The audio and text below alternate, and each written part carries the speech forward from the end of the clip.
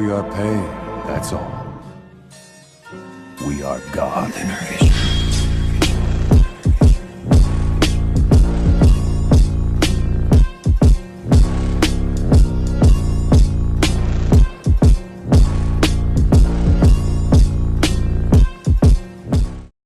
Yo guys!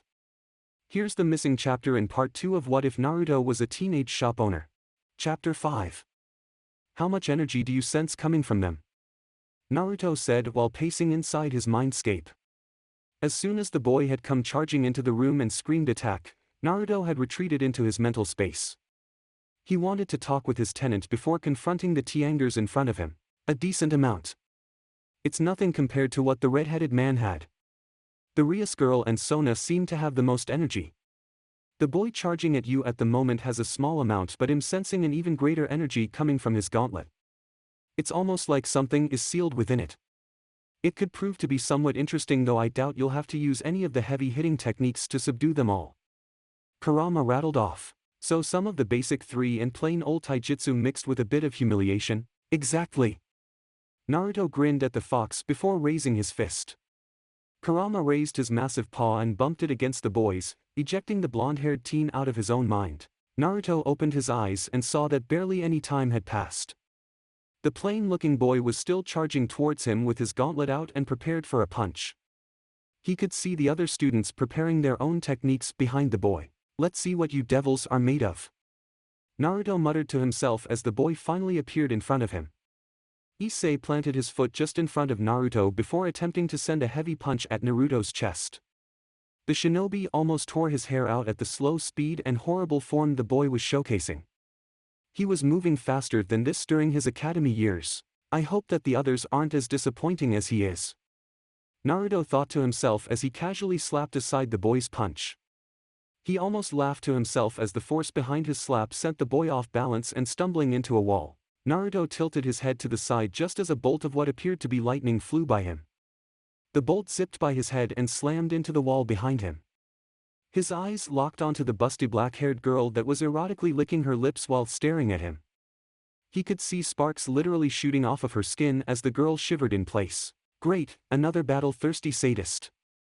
Naruto mumbled to himself before absent-mindedly unsealing a kunai into his palm and parrying a sword strike.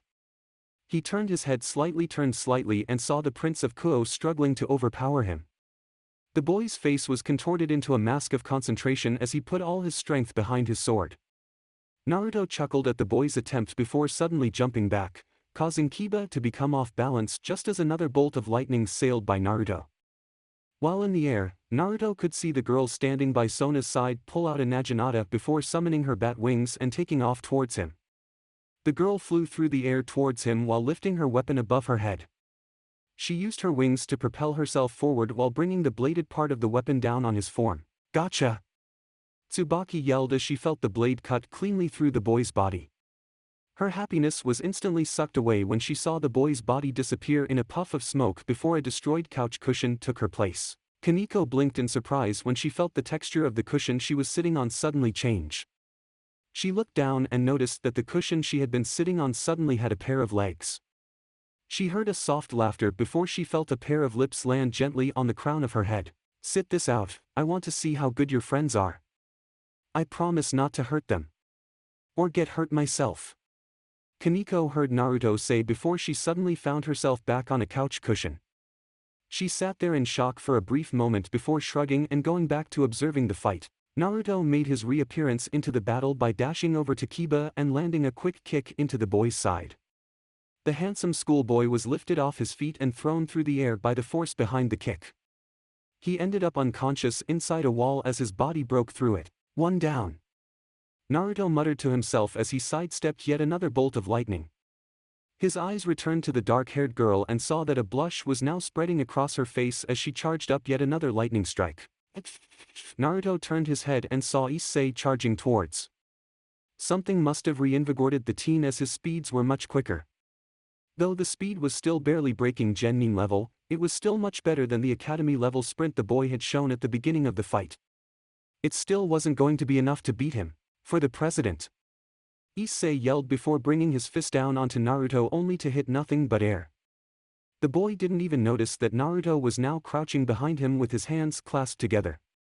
Issei began to yell a string of curses for losing sight of the blonde but was interrupted when he heard a phrase that would end up haunting him for the rest of his life. Konohagakure hidden secret taijutsu technique, 1000 years of death. The occupants of the room gasped at the dramatic name of the technique. Kaniko was taken back that her boyfriend would even think to use a technique with a name like that, especially since he had just promised to not hurt her friends. She may have not actually enjoyed Issei's perverted tendencies, but he didn't want him to die. Any worries were completely wiped from her mind when she saw her boyfriend shove his index and middle finger into Issei's ass. The boy's mouth contorted in a scream of pain, but not a single sound came out. Not even a second later, the boy was lifted off his feet and was sent crashing through the ceiling of the clubroom. I completely do not blame Kakashi-sensei for using that on me back during the bell test. It is so funny to watch. Naruto thought to himself as Issei let out an unconscious groan from his hole in the roof. The blonde-haired boy stepped to the side just as Tsubaki's Naginata slammed into his previous position. He was forced to bring his legs up as the girl attempted to sweep his legs out from under him with the wooden pole of her weapon. As soon as his feet touched the ground, Naruto lashed out with a quick right-handed punch that sent the girl stumbling backwards. The blonde took advantage of her off-balance as he dashed behind the girl in a burst of speed before slamming the blunt end of his kunai into her temple, sending her crumbling to the ground. Seems like you and I are the only ones left. The big-breasted, lightning-wielding girl said as she stared at the Naruto. On the couch, Kaniko's anger was slowly building up as she saw the sensual expression on Akino's face. Her anger was quickly repressed when she saw a yellow blur cross her vision before her boyfriend's arm was placed around her shoulder. Her eyes widened when she looked to her left and saw Naruto sitting there grinning at her, yet the blonde-haired boy was also standing in the middle of the clubroom, facing off against Akino. They've been fighting a clone this entire time. My base strength would be just a little too much for them, so I made a clone for them to fight with. Meanwhile, I went back to the shop and got you some cookies. Naruto said while handing the girl a small bag of cookies. Kaniko stared at the small, paper bag for a brief moment before a wide smile popped up on her face. She immediately hopped onto the boy's lap and opened her mouth, her actions immediately being met with a cookie as Naruto's free hand began to pet her head. This is the life. Kaniko thought to herself as she watched her boyfriend's clone confront Akino. Teach that big-breasted bimbo a lesson. This girl reminds me of Anko so much. From her body and that freaky lip-licking thing. Kami, I can practically smell her arousal. The clone thought to itself as he took another stride towards the girl while dodging another one of her lightning bolts. The girl's attacks were rather one-dimensional, though he could definitely sense some power behind them. She needed to add more variation to her attacks if she ever hoped to get better. Ufufu, I'm going to have a lot of fu. Akino was interrupted when she felt a slight stinging sensation on her cheek. She reached her hand up to her cheek and felt the small cut that had seemingly formed on her face out of nowhere. She pulled her hand back and slowly began to lick at the blood that now covered her fingertips. Never take your eyes off your opponent. Akino heard from behind her before a massive wave of pain forced her into unconsciousness. From behind her, Naruto watched as the girl collapsed to the ground from his attack. My job here is done. The clone said before exploding in a puff of smoke, startling the two kings who were the only two devils still standing, excluding Kaniko of course. Now that all the action had died down, they could hear a gentle purring coming from the other side of the room.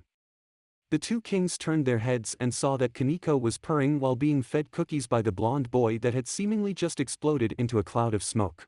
I'm surprised neither of you stepped in to help your servants, though I suppose that is the nature of a king, so I shouldn't be surprised, just very disappointed. Naruto said while glaring at the two girls. Rias was too shocked to respond after seeing the majority of her peerage be taken down by a single opponent. Luckily for her, Sona stepped up to speak for the both of them. I could sense no ill intent coming from you since the first attack you made on Issei. You aimed to incapacitate with every hit. After you pulled that rather absurd attack on Rias' pawn, I knew that you were not going to do any long-lasting damage to anyone in the room. Plus, I wanted to test Tsubaki-chan's prowess against an opponent that was obviously stronger than her. You may see my actions as selfish, but I assure you, they were all calculated to assure my peerage would come out without too much harm. Sona rattled off while stepping towards the seated duo. Naruto stared at the black-haired girl for several seconds before releasing a small hum. And what if I was just luring you into a small sense of safety for my own amusement before brutally slaughtering every single person in this room? Sona froze when she felt a small prick on the side of her neck. Her eyes quickly scanned the room and she could see that there was now a copy of the blonde-haired boy next to each member of the room. Each clone had a kunai in hand and was pointing the knife at the neck of each devil present. Even her fellow king was in danger as a small droplet of blood dripped down the redhead's slender neck. Well, what would you do now?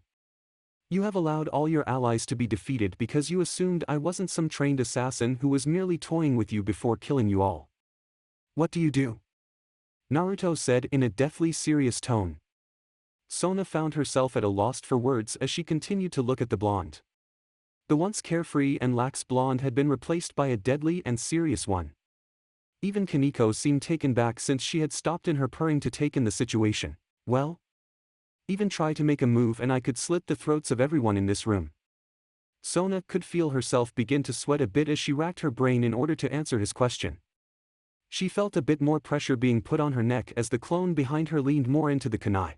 I do not know. Sona admitted while breaking eye contact with Naruto due to her own embarrassment. She hadn't accounted for that in her own mental assessment of the situation. To have the fact that she just endangered the life of some of her peerage was something that severely upset her. Naruto released a pleasant hum before snapping his fingers. All at once, every single one of the clones disappeared in a small puff of smoke.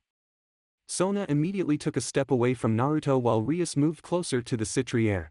Luckily for you, I have no reason to hurt any of you as of right now. Though I think you should teach your members a little more self-control. You never know exactly who you will encounter sometimes. Naruto stated while continuously stroking Kaniko's head. The other two conscious Ko Academy students looked on at the scene with a mixture of wariness, shock and just complete disbelief. The scene was soon interrupted when the Gremory clan seal flashed brightly on the floor of the clubroom. Rias looked on nervously at the seal while the rest of the conscious occupants of the room stepped away from it. Rias-chan. I got your message, your big brother is here to save you. Rias could only hold in a groan as her obsessive brother literally came flying out of the seal in an offensive stance. His eyes quickly scanned the room, taking note of the unconscious bodies scattered around along its floor, before finally locking onto Naruto. All the bravado coming from the older redhead immediately stopped as he began to gasp like a fish out of water. You! It's you! You're the one who took my money! Sirzechs yelled while pointing an accusing finger at Naruto. The teen merely waved at the man, causing him to physically recoil in shock. His head immediately turned to Rias as he began to rattle off a quick succession of questions. What is he doing here? Did he take your money too? Did he hurt you? You didn't bet anything against him, did you? He has Satan's luck, I swear he does. Sirzechs stated before collapsing to the ground with tears rolling down his cheeks. This time Rias couldn't hold in her groan as her older brother once again was embarrassing her. She had originally sent for him when she saw Naruto easily handling the majority of her peerage. She wanted to be sure that the issue would be handled just in case the boy attempted to turn on her or Sona. Now she was regretting even asking for the older man's help. Hello Lucifer-san, I'm up for that rematch if you're willing to give it another shot. Naruto said while smiling at the man. He had to hold in a chuckle as the red-headed man disappeared in a red blur and reappeared behind Rias, seemingly using his little sister as a shield against the shinobi. No! You stay away from me and my money. I refuse to lose any more to you. Sirzechs said before ducking back behind his sister. Sona had to stop herself from face-palming as she watched one of the strongest devils in existence hide behind his little sister in fear. Unfortunately she wasn't too shocked due to how her own sister would act around her. The former Citriere was the very definition of childlike and her behavior only seemed to intensify whenever she was around Sona. Just thinking about her sister's behavior was sending shivers down the young girl's back. How do you know Sirzechs-san, Naruto-kun? Kaniko's voice stopped all activity in the room as everyone looked towards her. Rias had to hold herself back from slapping herself as she realized that Kaniko didn't know she went behind her back, again. And now she had just brought in one of the few pieces of evidence that she had gone against her friend's wishes. He came to visit me in order to buy my shop. When I refused, he offered me to bet for it. Long story short, he lost a lot of money and I kept my shop. I had thought that something seemed a bit off with him, but I would have never thought that Mr. Lucifer would be this closely related to Rias-san. If looks could kill, Rias would find herself back in the underworld right now. Kaniko's once pleased gaze had turned deadly and sharp glare as she stared at Rias. Now Rias was the one who felt like hiding behind her sibling. The small Nekashu was gripping onto her boyfriend's leg with an enormous amount of strength and anger. If Naruto had been any other person than himself, his bones would be shattered into pieces right now. We're leaving now, Kaniko said before climbing off of Naruto's lap. The boy didn't even have a chance to protest as his grip was captured into a bone-crushing grip and he was dragged out of the club room. Hee. Did I mess up again? Sometimes Rias really hated brother's antics. Naruto hummed pleasantly to himself as he began to clean off the counters in his shop. It was late at night and he had once again finished serving the last customer. Today had been a rather interesting day for him. After leaving the club room with Kaniko, he spent an hour or so calming the young girl down. Some heavy petting and sweets managed to calm the girl down. After sending the girl home, Naruto decided to open the shop for a late shift in order to capitalize on the late-night sugar addicts. It was now around about 1 in the morning and it seemed like the last of his late-night customers had came and went. Naruto's attention was taken away from his cleaning when he heard a light scratching coming from outside his store. His eyes quickly jumped up and he was surprised to see a small black cat scratching against the entrance to his shop. You know that isn't a normal cat, right? Kurama spoke up as Naruto locked eyes with the cat. The creature was rather unassuming. In most cases, he would overlook the small creature, but warning bells were being set off by the car. Yes, normal cats don't usually have traces of senjutsu literally wafting from its form. Plus the amount of devil energy coming from her is ridiculous. I'm guessing that's not going to stop you from letting it in. Not at all. The fox could only chuckle at his partner's reply. Even though he was trapped in a completely different dimension, surrounded by supernatural beings and apparently even gods, Naruto was still the same old knucklehead ninja he was back in his academy days. Now what are you doing out here all by yourself? Naruto said while opening the door to his shop. The cat immediately dashed into the store before quickly making its way towards one of the many seats and jumping onto it. The cat then turned back towards Naruto before casually beginning to lick itself. Would you like a treat or something? Wait. I don't know if cats can even eat sweets. I know dogs can't eat chocolate, does that mean cats can't eat sugar? I guess I'll give you some milk from the back. Naruto nodded to himself while making his way to the back of the store, completely missing the facepalm the cat performed on itself. The blonde-haired boy walked to the back of his shop and retrieved a small glass bottle of milk from the small fridge he had stored back there. A pleasant whistle began to travel through the shop as Naruto made his way back to the front of the store. Hey, raise some milk, kitty-chan. I didn't know if you enjoyed regular, strawberry or chocolate, but I can go back if you prefer, something. Naruto slowly trailed off as he stared at the stool where the black cat once sat. The seat was no longer occupied by a cat but by a human, a rather scantily clad woman. The cat was now a young woman with a voluptuous figure, long black hair with split bangs and hazel eyes with cat-like attire consisted of a black kimono, a yellow obi, a set of golden beads, and an ornately detailed headband. The kimono featured a red interior and it seemed to open at her shoulders. The most interesting feature the girl had was the set of cat ears sitting on the girl's head. Told you that wasn't a normal cat. Not the time, Kurama. Naruto mentally yelled at his partner while staring the girl in her eyes. His own history with perverts and the fact that he was in a relationship made it possible for him to resist making eye contact with the girl's breast. The two large orbs of smooth flesh were basically being flung in his face, but the shinobi resisted. You wouldn't happen to have seen a black cat sitting in this chair a couple of seconds ago? If possible, the girl's smirk increased to even greater proportions while she swung her legs over the chair. If Naruto had looked down, he would have seen her breast jiggle within the loose confines of her dress. He may have even been able to see that the girl was currently going completely commando under that dress of hers. Maybe I have, maybe I haven't. The real question is, how are you going to convince me to tell you? Naya, the girl said in a playfully seductive voice while placing a single hand on Naruto's chest. Naruto, very gently, grabbed the woman's wrist and removed the girl's hand from his body, earning himself a disappointed moan. Well, I have some milk for you. I guess I could make some sweets if you force my hand. Naruto said while handing the girl a bottle of milk. The girl looked at the bottle of milk for several seconds before slowly rising from her seat. She gently pushed away the offering arm before pressing herself against Naruto. The shinobi could now get an even greater feel for the woman's physique as she pressed her body against his. Every single one of the girl's curves could be felt by Naruto and was only separated from his own body by the thin dress the girl was wearing. Is this forcing your hand enough? Maybe I can get some of those sweets now. The girl said while slowly trailing her hand down Naruto's stomach. This time, Naruto's grip wasn't so gentle as he squeezed down on the girl's wrist, causing her to let out a hiss of pain. The girl's grin was wiped from her face as her eyes met Naruto's. I'm in a relationship and I'm pretty sure my partner wouldn't want you go any further than you already have. Now are you going to tell me why you were outside my shop, or do I have to force it out of you the hard way? Naruto stated in a stern voice. The atmosphere of the shop immediately grew cold as both occupants fell into silence. Everything was completely still for several long seconds before the strange, black-haired girl bursted into action. The girl pushed off of Naruto with an abnormal amount of strength for someone of her size, causing the blonde to go sliding back several feet.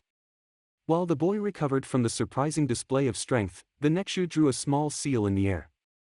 Without any warning, black smoke quickly began pooling out from the floating seal and into the room, quickly filling it with its presence. I was surprised when I felt a surge of senjutsu near here.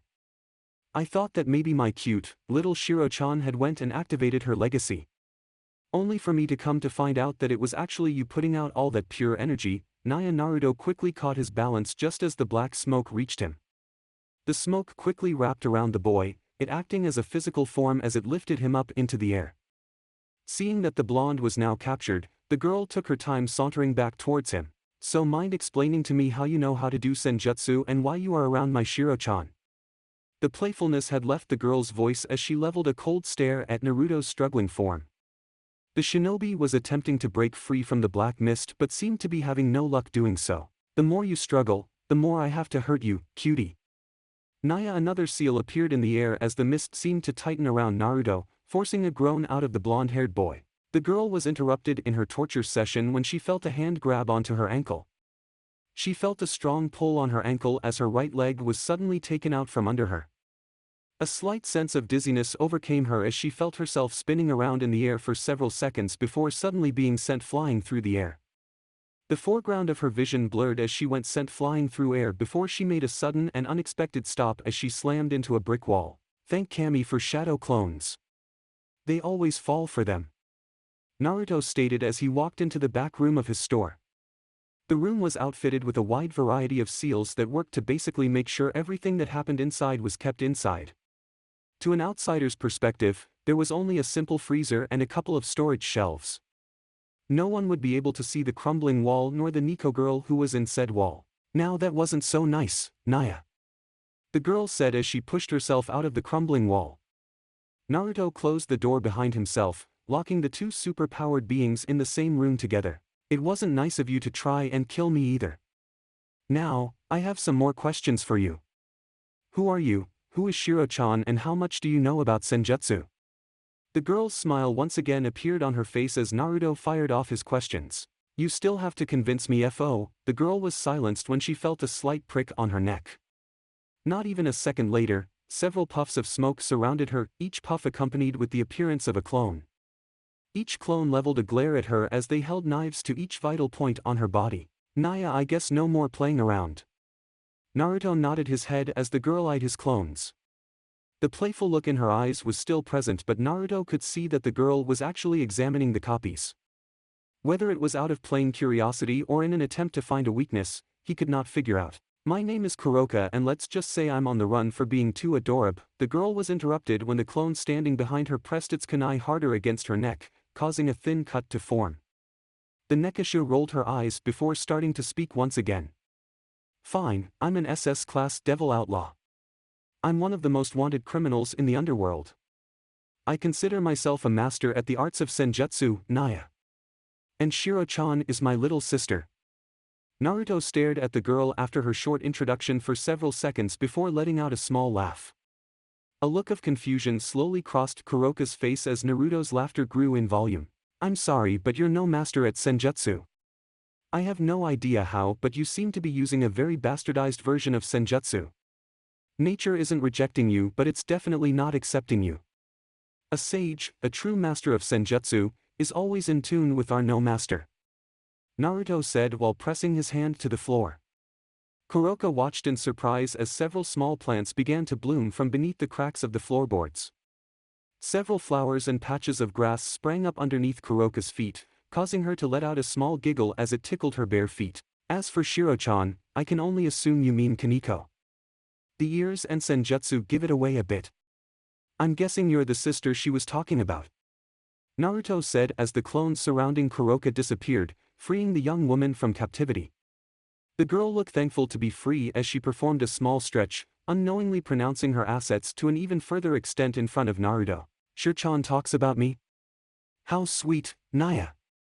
But yes, I've been tailing her for a little while and I was shocked to see that my little Amuto-chan found herself a boyfriend. Especially one so big, strong, and powerful. Kuroka said while sauntering towards Naruto. The girl let out another disappointed groan when Naruto's arm shot out and stopped her from even getting close to him. Naruto shot the girl a curious glance, earning a short giggle from her. Just need to make sure you were being loyal to my Shiro-chan, Naya. If you weren't, senjutsu master or not, I would have torn you limb from limb and used your ballsack as a cat toy. Kuroka said with a wide grin in her face, earning herself a sweat drop from the blonde shinobi. It's like Matatabi in human form. Kurama stated as Kuroka released another playful giggle. Naruto could only nod in agreement as the Nekasha seemed to return to her usual state. Ah! I almost forgot why I came here. I'm part of this little organization, Naya. My boss is very interested in you joining us. Just say the word and I'll take you right there. The woman stated while sticking out her hand. Naruto stared at the offered hand for several seconds before chuckling softly. You can tell your boss that if they are so interested in me joining, they can come meet me here. If they can't agree to that, well, they can count me out of any plans you and your group have for the future. Naruto said. Kuroka let out a disappointed mewl at the rejection before muttering under her breath, fine. She won't like that, but I'll tell her it. Until we meet again, Foxy. Stay cute, Naya, the girl finished before disappearing in a small puff of smoke, leaving the blonde alone once again. Well, I can tell she is going to be troublesome in the future. Thank you for watching.